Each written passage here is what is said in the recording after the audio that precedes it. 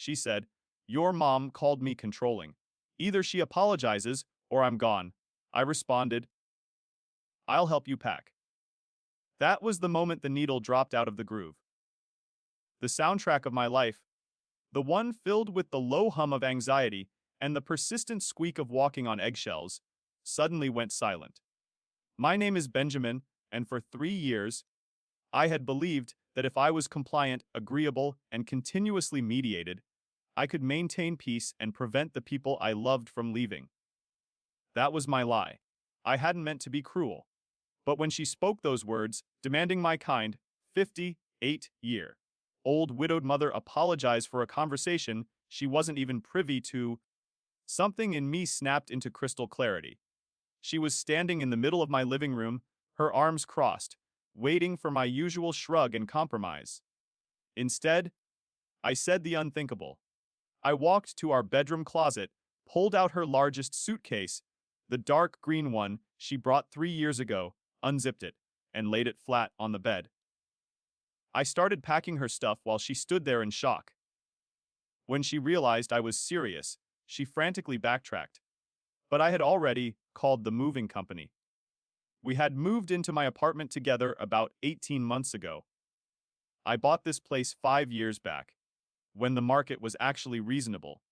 So the mortgage is solely in my name. I was an idiot for letting her move in before establishing a clear relationship structure. But my heart was doing the negotiating.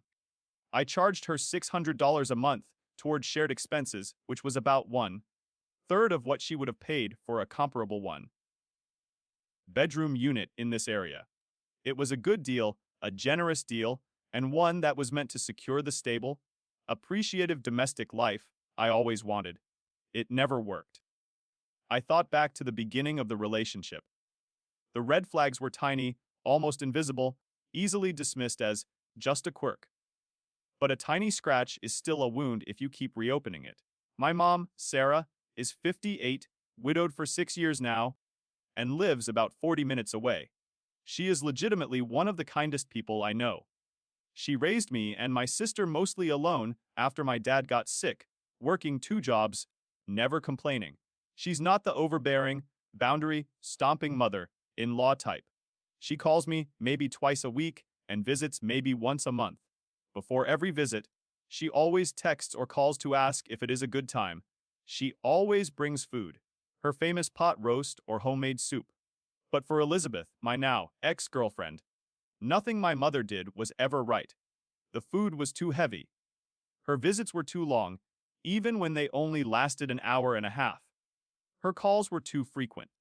I felt the slow burn anxiety build every time my mother's name appeared on my phone screen, not because of my mother, but because I knew the inevitable critique would follow. Every small thing became a massive deal, forcing me into the role of the perpetual mediator. I had bent over backwards trying to keep the peace, always willing to sacrifice a little bit of my relationship with Sarah if it meant temporary quiet with Elizabeth. I talked to my mother about texting before calling. I shortened her visits. I started meeting her for lunch instead of having her over. Every compromise I made was a tiny death for my integrity, but I held the belief that compliance equaled safety. I was trying to prevent the complete breakdown, the abandonment I feared. But every time I gave an inch, Elizabeth took a mile, demanding more space, more isolation. Last Sunday, that silent erosion finally detonated. My mom had stopped by to drop off some homemade chicken soup because I'd mentioned having a cold. She stayed for maybe an hour, the visit feeling strained and silent because of Elizabeth's deliberate chill. When she was leaving, Sarah hugged me at the door and said something quietly into my shoulder. I didn't fully hear it, but Elizabeth was in the kitchen, definitely within earshot, absorbing the words like a sponge seeking out venom. After my mom's car pulled away, Elizabeth absolutely lost it. "Did you hear what she said to you? Did you hear that?" she demanded, walking toward me, her eyes hot. "Not really, no." "What?" she said. "I hope you feel better, honey. Don't let anyone stress you out." She was talking about me. Benjamin, she was calling me stressful. I sighed, rubbing the bridge of my nose. That's a reach, Elizabeth. She probably just meant work or whatever. No. She looked right at me when she said it. And last month, when we had dinner at her place, she asked if you were happy and gave me this look. It was always a look. My mother asking if I was happy was apparently a passive-aggressive attack. My mother saying I looked tired was somehow an insult to Elizabeth's cooking.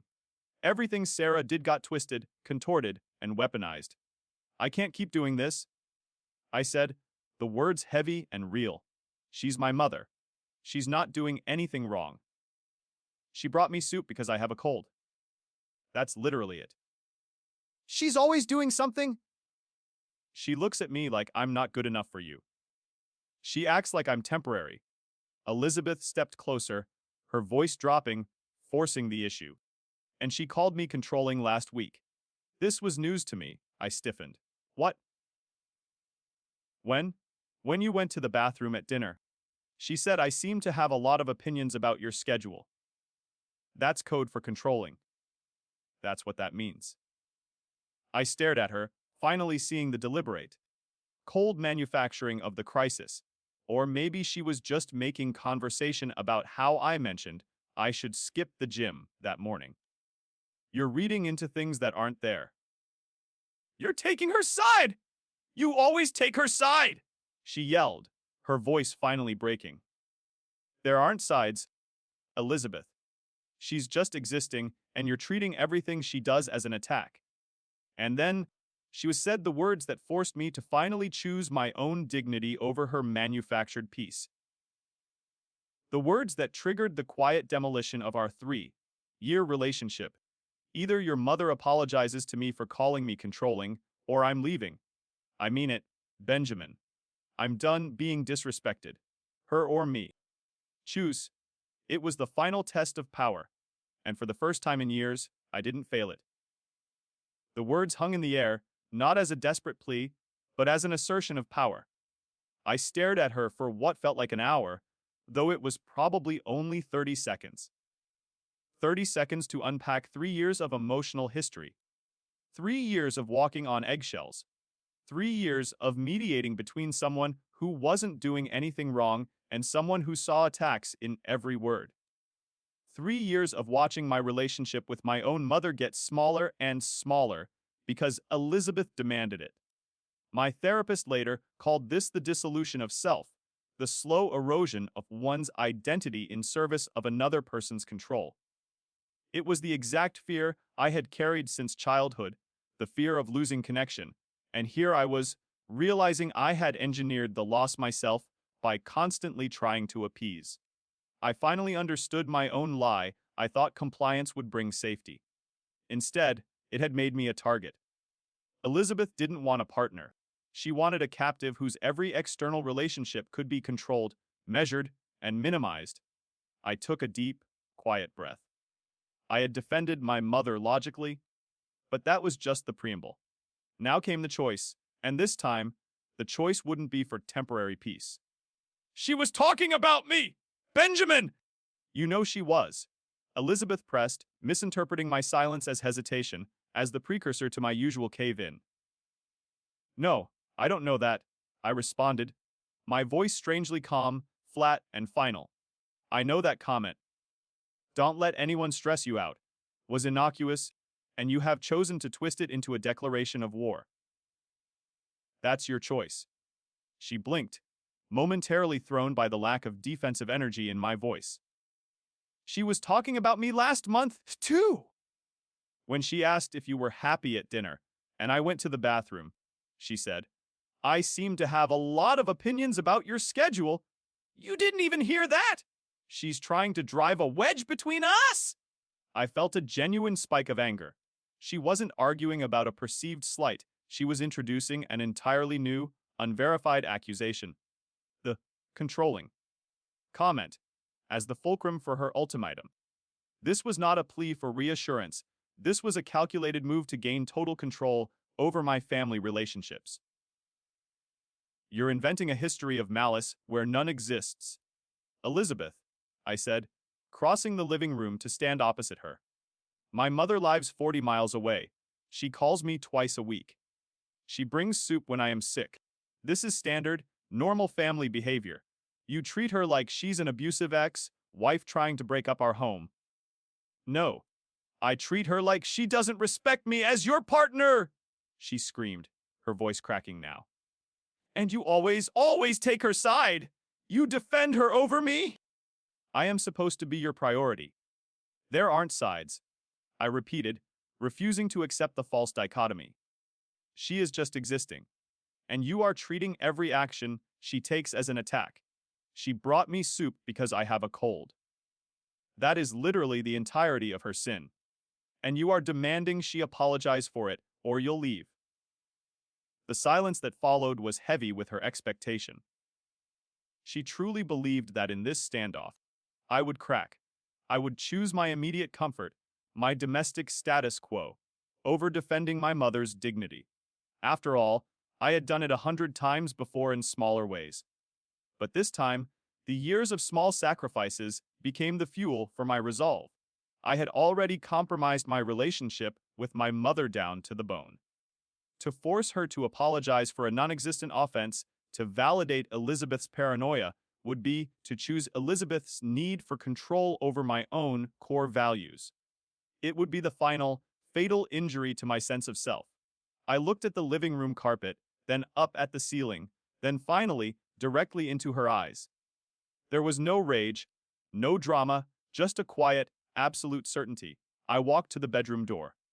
Either your mother apologizes to me for calling me controlling, or I'm leaving. I mean it. I'm done being disrespected. Her or me. Choose. I turned, my hand resting on the brass knob of the closet door.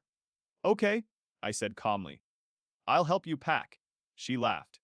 A short, sharp, disbelieving bark of sound. Very funny. She stood straighter, waiting for me to laugh too, waiting for the tension to dissolve into a kiss and a forced, temporary truce. She thought it was a joke. I pulled out the dark green suitcase, the one she brought when she moved in, unzipped it, and laid it flat on the bed. I did not smile. I did not move toward her. I simply unzipped the large, dark green suitcase, laid it flat on the queen-sized mattress, and turned to the dresser. What are you doing? Elizabeth asked, the amusement draining instantly from her face, replaced by confusion. I opened her top drawer, the one containing her neatly folded T-shirts. I took the first stack, a pile of soft, heather gray cotton, and began folding them again, more tightly, into neat squares. I placed them deliberately into the bottom of the suitcase. What are you doing, Benjamin? Her voice was higher now, sharper. I moved to the next drawer, selecting her workout clothes, leggings and tank tops, all the gear she wore to the gym. I was apparently supposed to skip that morning. I folded them and placed them into the suitcase. My movements were slow, methodical, almost meditative. This was the exact opposite of the chaotic, emotional breakdown she had anticipated. You said you are leaving if my mom doesn't apologize, I stated, not looking up from the folding. She's not going to apologize because she didn't do anything wrong. So, you're leaving. I'm helping. Her face, previously a mask of indignation, went through about 6 different emotions in rapid succession: shock, confusion, anger, panic, and then something I had genuinely never seen before: fear. It was the fear of a bully whose victim had suddenly stood up, not to fight, but to calmly facilitate the consequence they had just threatened. I wasn't. I didn't mean. Can you just stop for a second? She stammered, walking quickly to the bed and attempting to push my hand away from a pile of sweaters. I didn't stop. I simply moved my hand around hers and continued folding a heavy cream cable, knit. Babe, come on. I was upset. I didn't mean it like that. The tone had shifted completely from a demanding command to a desperate plea. This was the moment she understood that the ultimatum was a bomb, and I had simply handed her the detonator. You gave me an ultimatum, Elizabeth, I said, placing the sweater into the case. I finally looked up at her, my eyes holding steady. You told me to choose between you and my widowed mother. I'm choosing my mother. That's not fair, she cried, throwing her hands up. I just wanted her to acknowledge me! I wanted her to stop making me feel like a temporary fixture in your life. You wanted me to force my mother, who has been nothing but kind and accommodating to you for 3 years, to apologize for having a conversation with me, for asking if I was happy, for bringing me soup when I'm sick. I pulled out my phone from my pocket. She watched, frozen next to the half-packed suitcase, as I opened the web browser. I didn't even use a private search. I typed it right into the main bar. Moving companies near me. Same-day service. She gasped. You wouldn't? I ignored her. I filtered the results. I clicked the first company that advertised emergency moves. I dialed the number. The process was sickeningly simple. A cold transactional reality layered on top of a screaming emotional rupture. Hi, I need to schedule a move for today, if possible. Just one person's belongings from a one-bedroom apartment. Elizabeth rushed at me, trying to snatch the phone. Benjamin, stop! This is crazy! Put that down. I moved away, holding the phone to my ear, putting my hand up to ward her off without looking away from the wall. Yes, I can hold. Elizabeth paced back and forth, her hands clutched to her chest. You can't just kick me out! This is my home. You said you were leaving. I replied softly, my eyes finally meeting hers. I'm facilitating that. The person on the phone came back on the line. I confirmed my address, confirmed the 4:00 p.m. time slot, and provided my credit card for the deposit. I didn't haggle. I wanted the deal done. I wanted the finality. I felt a surge of adrenaline, not from rage, but from the terrifying liberation of finally choosing myself. The moment I paid that deposit, I destroyed my lie that compliance equals safety. I hung up. The apartment was suddenly silent again, save for Elizabeth's ragged breathing. The moving company can have someone here by 4:00 this afternoon, I stated, folding the phone and putting it away. I walked back to the dresser and started on the next drawer, socks and undergarments. She stood there, mouth slightly open, the disbelief so total it was almost comical. Then the tears started. Not the angry, theatrical tears of the earlier confrontation, but the real ones, born of panic.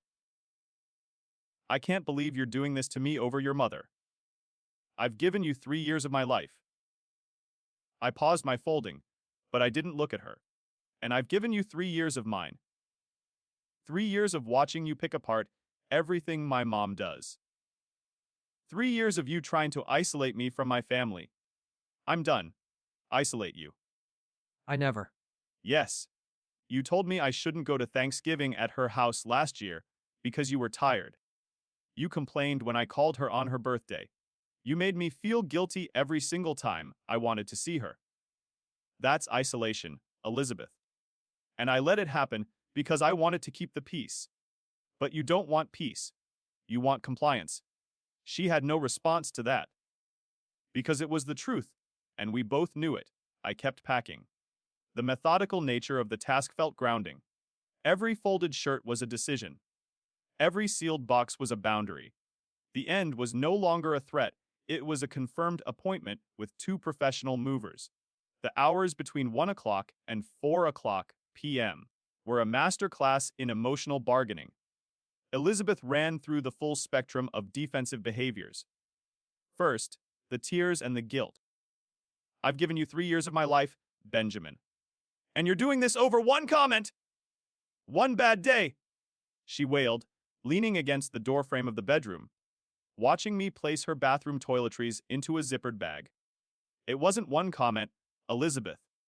I repeated, my voice now worn down to a flat monotone.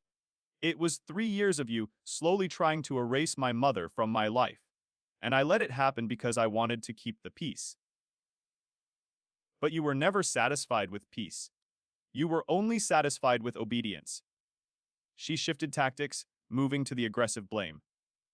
You're the one who's sick! You're still a mama's boy! No grown man should be this attached to his mother? I turned to her, my hands full of her hair products. No grown woman should ask her partner to cut off his family because she's jealous of a 58-year-old widow. My priority was you every day. My priority was my mother once a month. If that balance wasn't enough, that is a problem rooted in insecurity, not in my schedule. That shut her down temporarily. The accusation of isolation was the one she could not easily twist, because we both knew it was true.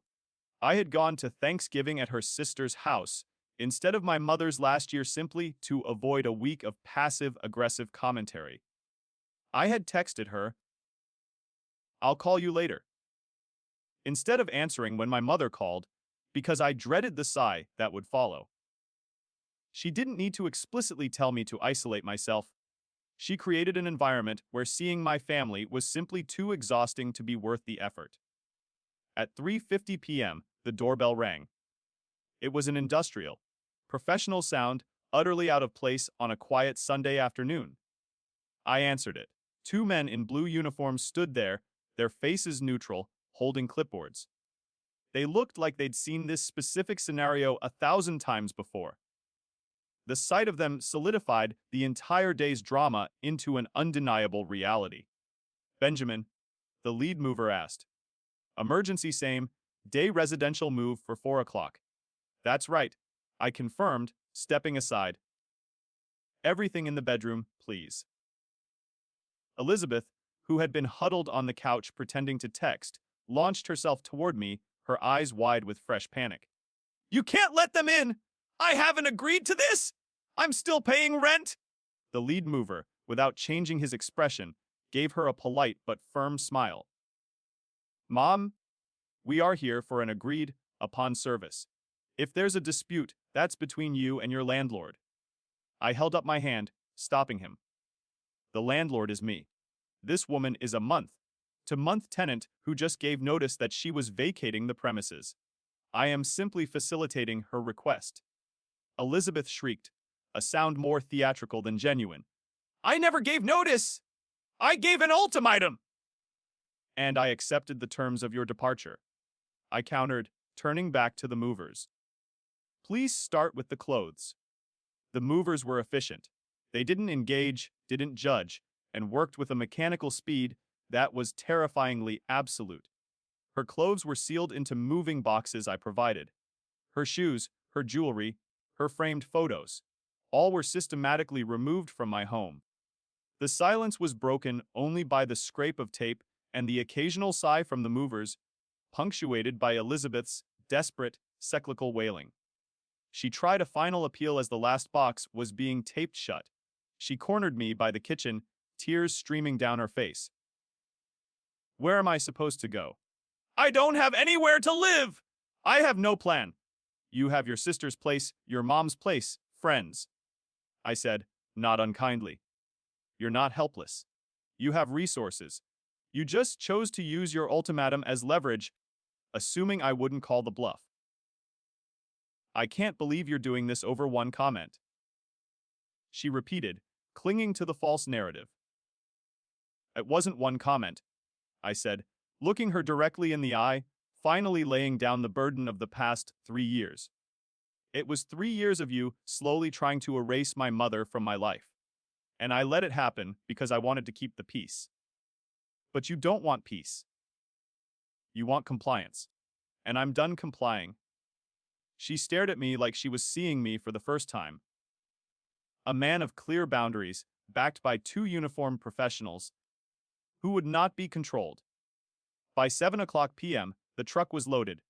Elizabeth had called her sister, who was meeting her at a storage unit since she indeed had nowhere immediate to go. Her parting words at the front door were delivered with spite and self-pity. "You're going to regret this, Benjamin. No one will ever love you like I did." I waited until the mover had cleared the threshold, their footsteps receding down the hall. I closed the door, engaged the deadbolt, and leaned my head against the wood. "I hope that's true," I whispered into the quiet air. Because this wasn't love. I walked back into my suddenly quiet apartment and sat on my couch. The spot where she had been sitting hours before, plotting her ultimatum, was empty. For the first time in months, I felt like I could genuinely breathe. The apartment was mine again. The initial relief, that profound lightness I felt when the door closed, lasted exactly 24 hours. After that, the battle simply shifted locations. I had won the domestic front, but Elizabeth immediately opened the second front, the war for public narrative. That first night, I called my mother. Telling her what happened was difficult, not because I was ashamed of the decision, but because I dreaded her reaction. I had, after all, broken up my relationship over her. Mom, I said, trying to keep my voice even, Elizabeth is gone. I accepted her ultimatum. Sarah was silent for a long moment. Then, she cried. Not tears of vindication or joy that the difficult girlfriend was gone, but tears of immediate, crushing guilt. Oh, Benjamin. I should have kept my mouth shut at dinner. I never should have said anything about her opinions. I'm so sorry. My heart ached for her. This was the burden she always carried, the reflexive belief that she was the cause of any strain. I realized then that my truest victory was protecting her from this self-blame. Mom, you said she seems to have a lot of opinions about my schedule. That's an observation, not a crime. You didn't call her controlling. You have been nothing but kind to her for 3 years. You've adjusted everything she asked you to adjust. None of it was enough. That's not on you. It's on the person who manufactured the conflict. I held the phone until her crying subsided. I promised her she was the furthest thing from the problem. She was the anchor. My mother is a saint, and I wasn't going to allow Elizabeth's fallout to make her feel bad about merely existing. But the real fallout started on day 1. Elizabeth had apparently decided that the story needed a villain, and I was nominated. Her sister called me first. I didn't answer, allowing it to go to voicemail. The message was a blistering 3-minute tirade, calling me emotionally abusive for throwing her out on the street with no warning. The warning, of course, was the ultimatum she gave me, but the narrative was already set. She was the abandoned victim, and I was the cruel agent of eviction. Day 2, her mother called. I made the mistake of answering, hoping perhaps for a moment of adult reasoning. How dare you treat my daughter this way? She demanded, bypassing any greeting. She gave you the best years of her life and you throw her out over your mother. Mime. Your daughter told me to choose between her and my mom. I chose my mom. Because you're a mama's boy? No grown man should be that attached to his mother. The accusation hit a nerve, but my newfound clarity held. No grown woman should ask her partner to cut off his family because she's jealous of a 58-year-old widow. Your daughter wanted to be the only priority. That's not healthy. She launched into Elizabeth's version of events. I barely spent any time with her because I was always running to my mother. I saw my mom once a month. I countered, checking the facts against the fiction. Your daughter saw me every single day. If that wasn't enough attention, that's a her problem, not a me problem. She hung up on me. Good. By day 3, the flying monkeys arrived. Friends of hers, and some mutual acquaintances, started messaging me. Most I simply ignored, archiving the text threads for documentation. One was a mutual friend, Mark, who I thought might be reasonable. Hey man, I don't know what happened, Mark texted, but she's really upset. She says you kicked her out with no notice over nothing. Can you guys just talk? I realized I couldn't just rely on silence. I needed to defend the narrative with proof. I sent him screenshots of Elizabeth's texts from the previous months. They were short, sharp commands, not requests. Things like, your mom doesn't need to call you twice a week. That's excessive. And, I don't want to go to her house for Christmas. Can't we just do our own thing? I finished with her personal favorite. If you loved me, you wouldn't make me feel bad for not wanting to see her. Mark stopped responding after that. He had seen the proof that I wasn't choosing my mother over my girlfriend, but choosing my family over control. Day 4 brought the most unsettling escalation. I was at work, But my Ring camera caught everything. Elizabeth showed up at the apartment. She didn't use the temporary code I'd given her for the move out, which had been deactivated. She used a key she must have copied without telling me. She walked through the apartment, opened closets, checked drawers.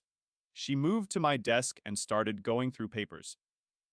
We didn't have any shared accounts or assets, but the purpose of her search was sickeningly clear. She was looking for leverage. She wanted evidence of some claim to my place, something that would grant her the security she craved, even if gained through deceit. When she found nothing interesting, no deed, no shared mortgage documents, which were all in my name only, she sat on the couch and cried for about 20 minutes, just sitting there in the emptiness she had created. Then, she took a few items from the kitchen, some plates that were technically hers, a cookbook, and a blender, before letting herself out. I watched the footage on my phone, my blood running cold. Trespassing. After the finality of the move, she had tried to re-enter my life using stealth and deception. The $185 I spent for a rush job to rekey my locks immediately felt like the best money I had ever spent. When I told my sister what happened, she was livid. "That's psycho behavior, Benjamin. You need to document this." I had already saved all the Ring footage. I finally understood why she had searched so hard for papers. She had pushed hard months ago to be added to the mortgage for security, and I had always said no. The house was mine. Her payment was rent. I wasn't an idiot. But the fact that she broke into my home to search for leverage was the definitive proof that her love was conditional on her control over my finances and my relationships. The emotional battle had officially entered the legal arena. 11 days had passed since the ultimatum, and 8 days since I changed the locks on my front door. The immediate, personal drama had subsided, replaced by a deep, seated anxiety as the conflict escalated from emotional warfare to legal maneuvers. The stakes were now concrete. I risked a lengthy, financially damaging legal battle that could erode my hard-won peace and force me to compromise my home, the very foundation I built to feel safe. This was the moment I had to confront my deepest fear, the ghost from my past, the threat of losing my stability and control over my own life. The external narrative continued to churn. Elizabeth had successfully cast herself as the victim of a narcissistic mama's boy. I heard the gossip filtering through casual professional networks. A coworker, who was friends with one of Elizabeth's friends, asked me about it in the break room. "Hey, is it true you kicked your girlfriend out because she wanted you to spend less time with your mom?" I just stared at him, the lie so utterly flattened that it felt impossible to defend. "No. She gave me an ultimatum demanding my mother apologize to her for a comment my mom didn't even make." I said no. She left. "Oh, that's not what I heard." "I'm sure it's not," I replied, walking away. I realized then that truth doesn't spread as fast as drama. Her version, the one where she was the victim of a controlling, emotionally stunted man, was simply better for gossip. But the emotional noise was quickly replaced by a solid legal threat. On Wednesday, I received a letter. It wasn't a formal lawsuit or a cease and desist, but a heavy, official envelope from a lawyer. I opened it carefully. The letter claimed Elizabeth was entitled to equitable compensation for her contributions to the household during the 18 months she lived with me. I read the boilerplate 3 times. Equitable compensation. It was the confirmation I needed, the break in the search for the deed, the frantic victim narrative. It was all designed to gain financial leverage. She wasn't fighting for love, she was fighting for ownership. I immediately called my own lawyer, a guy named David, who I knew from college. He did real estate, but knew people in family law. I scanned the letter and emailed it to him, waiting anxiously for his analysis.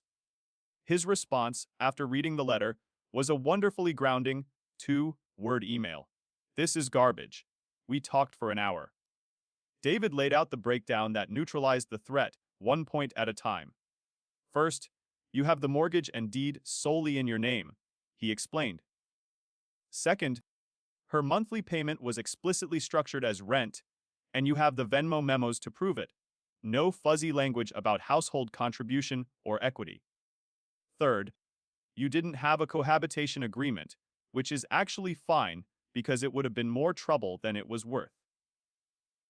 Crucially, in our state, there is absolutely no common law marriage, and even if there were, you weren't together long enough to qualify. He concluded, she has zero legal claim to anything. Her lawyer is either doing her a solid as a favor or just taking her money to send a scary letter, hoping you'll pay her off to make her go away. This was the turning point action. I chose not to fold, not to pay the ransom for peace, but to fight strategically. I instructed David to send a formal response. It was simple, cold, and utterly effective. Sire, client has no legal standing. Any further contact should go through this office.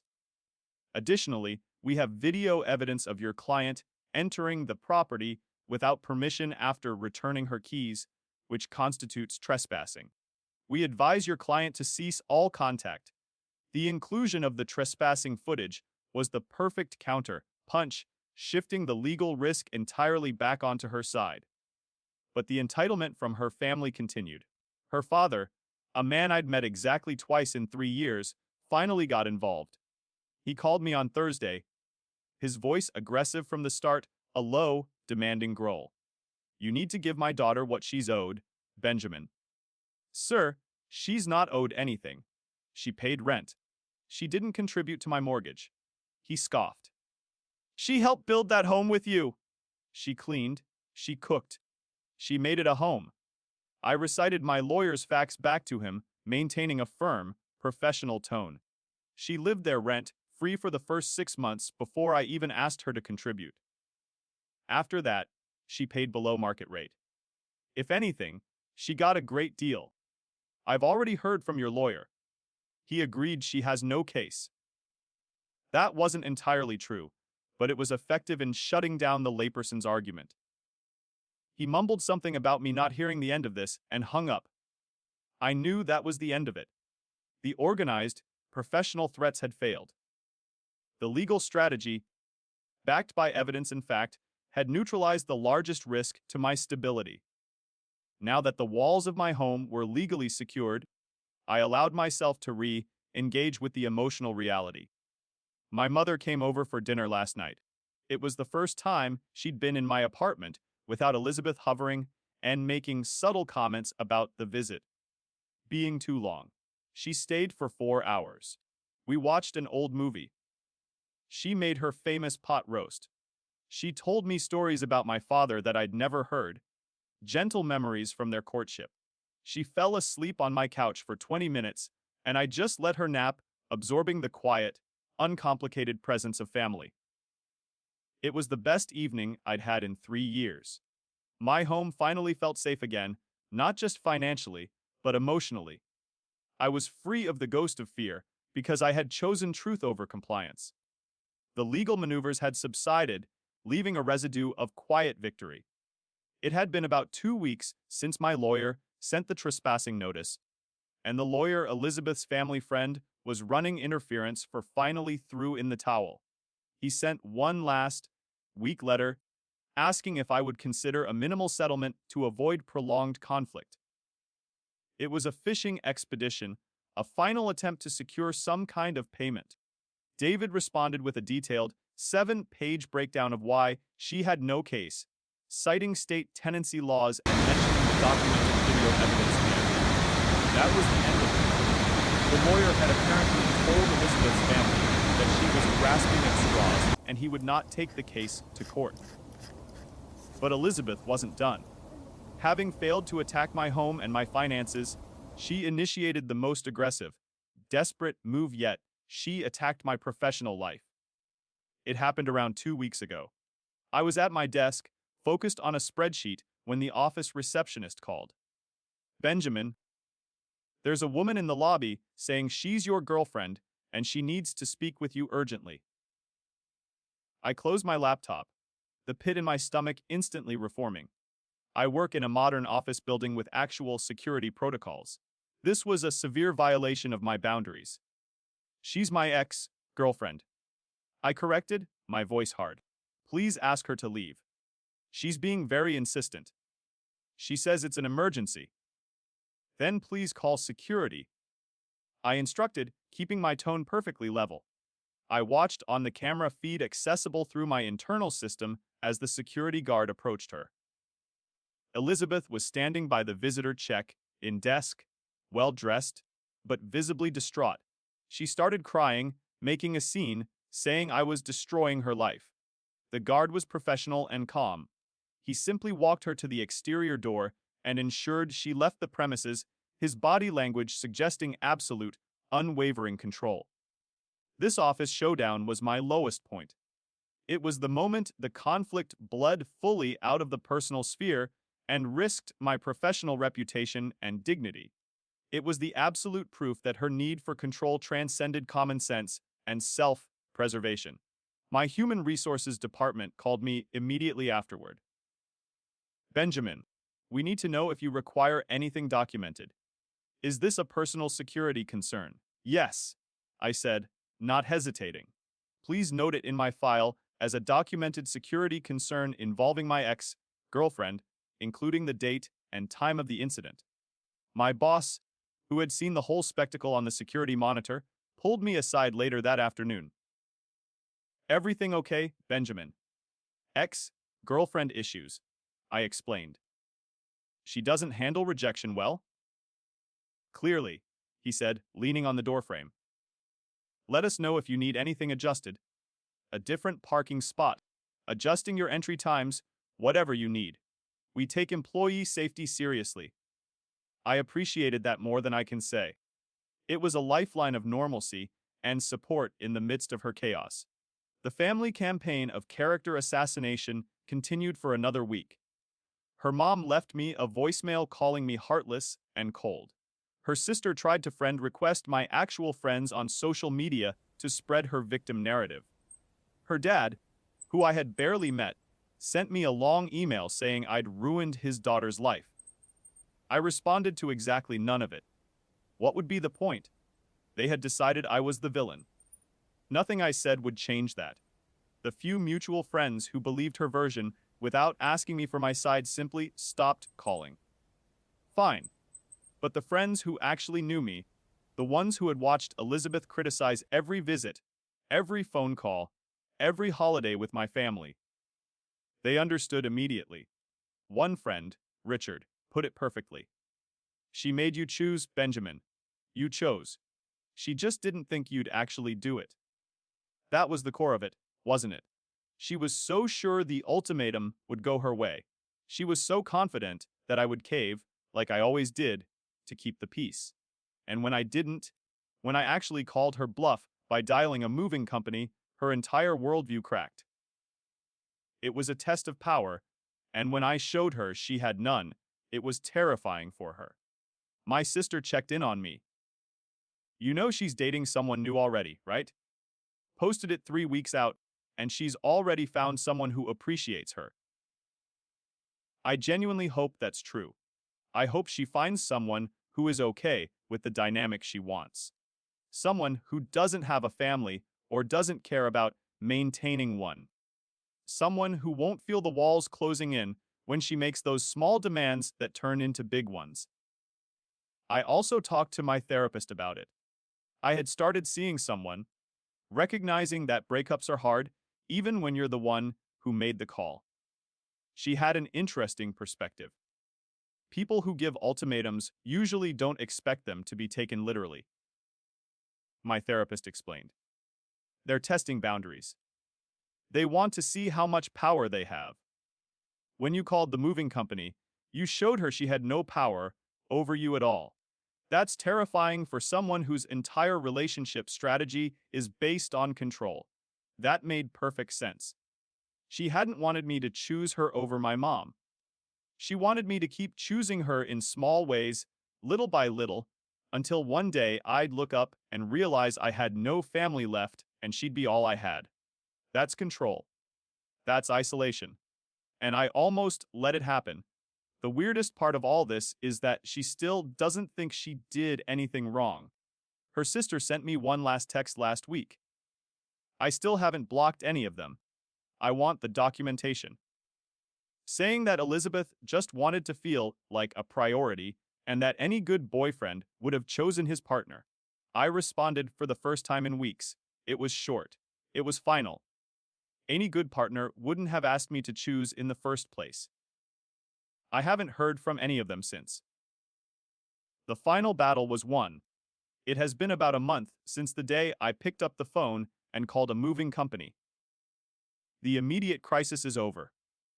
The threats have stopped, the family phone calls have dried up, and the lawyer's letters are safely filed away. I am doing okay. Not great, not terrible. 3 years is a long time, and the relationship wasn't all bad. There were good times, good memories, but there was also that constant, destructive undercurrent of control. Now that I'm out, it is so obvious that I feel stupid for not seeing it sooner. My mom and I have dinner every Sunday now. She calls when she wants, visits when it works for both of us. There is no negotiation, no surveillance, no walking on eggshells. We are rebuilding what got chipped away during those years, and it feels good. Last Sunday, she brought up the relationship for the first time in weeks. We were sitting on the couch after dinner, the air warm and quiet. I want you to know, she said carefully, that I never intended to cause problems between you two. You didn't cause the problems, Mom. I reassured her immediately. She caused the problems. You just existed. But she paused, the inherent guilt of the widowed mother still present. But if I'd been less present, maybe it would have been easier for you. No. Stop. You visited once a month and called twice a week. That's not excessive. That's normal family stuff. She was the one who decided it was too much. That's on her. Not you. My mom was quiet for a minute, looking down at her hands. Then she said something that stuck with me, a piece of wisdom passed down from my father. Your father always said that how someone treats your family is how they'll eventually treat you. She was right. Elizabeth was trying to isolate me from my family because that was the first step to controlling my time, my assets, and eventually, my self-worth. It was the pattern of control starting with the weakest, safest target and moving inward. My buddy came over last weekend to help me rearrange the apartment. We moved the couch, repositioned the bookshelf, and hung up some new art I had been too nervous to suggest before. It's weird how much space opens up when someone leaves. Not just physical space in the closet, but mental space. I didn't realize how much energy I was spending managing her emotions, predicting her reactions, avoiding topics that might set her off. You seem different, he observed while we were moving the entertainment center. Different? How? Lighter. Less stressed. Yeah, I feel lighter. He leaned in conspiratorially. She was kind of a lot, honestly. I never said anything because, not my place.